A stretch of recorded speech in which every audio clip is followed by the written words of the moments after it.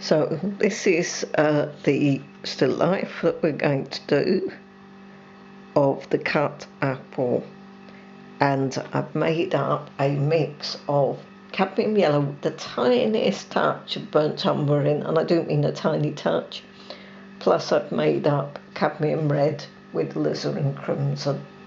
And as there's a slight light yellowish tone on the apple, I'm going to start with that tone on those lighter areas, slightly bigger than I'm going to need them and very pale.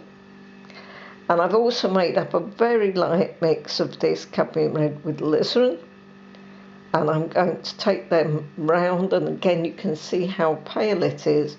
All we're doing is establishing the main colour, and again just take your time, get a neat edge, especially with this red. I've just gone over the edge. Again, I'm at a slightly strange angle because of where the camera is.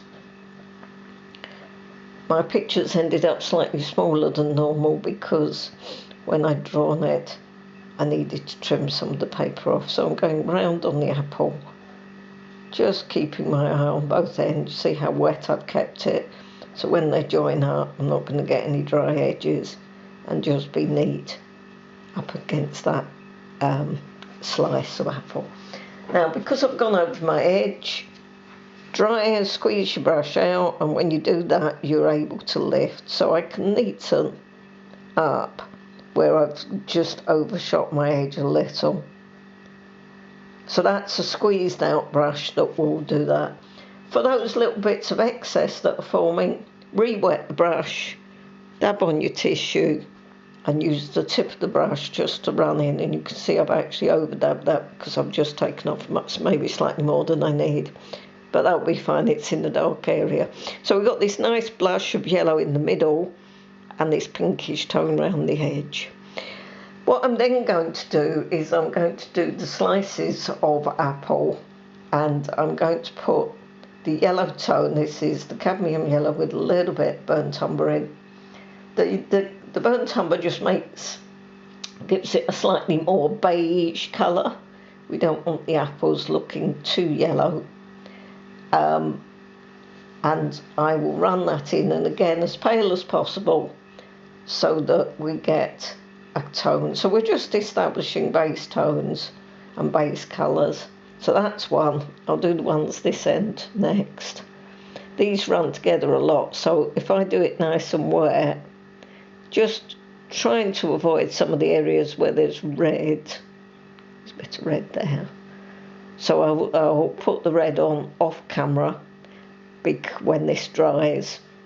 And again, I'm just going to be really careful there because it nearly touches that red area on the apple. So you don't want things to touch because you will get watermarks. And that's your yellow. I've just gone over that edge a bit. And then we've got yellow on this one. And again, I'm just going to back off that edge a little bit for now, but you would wait for that pink to dry and then you can put it in without that worry. So I'm going to go over there, here. And again, just keep going back to your paint. Do notice how often I go back to my paint. The idea is that you're giving yourself a nice amount of paint that's floating about. Then dab on your tissue to take off any excess. So it's a dab on tissue to take off excess so it doesn't form watermarks. And then if you feel that you've gone over your edges like I have, squeeze the brush out and just go and neaten back up. So while it's wet, that dried out brush will actually suck up all that paint and neaten your edges nicely. And that's your first bit.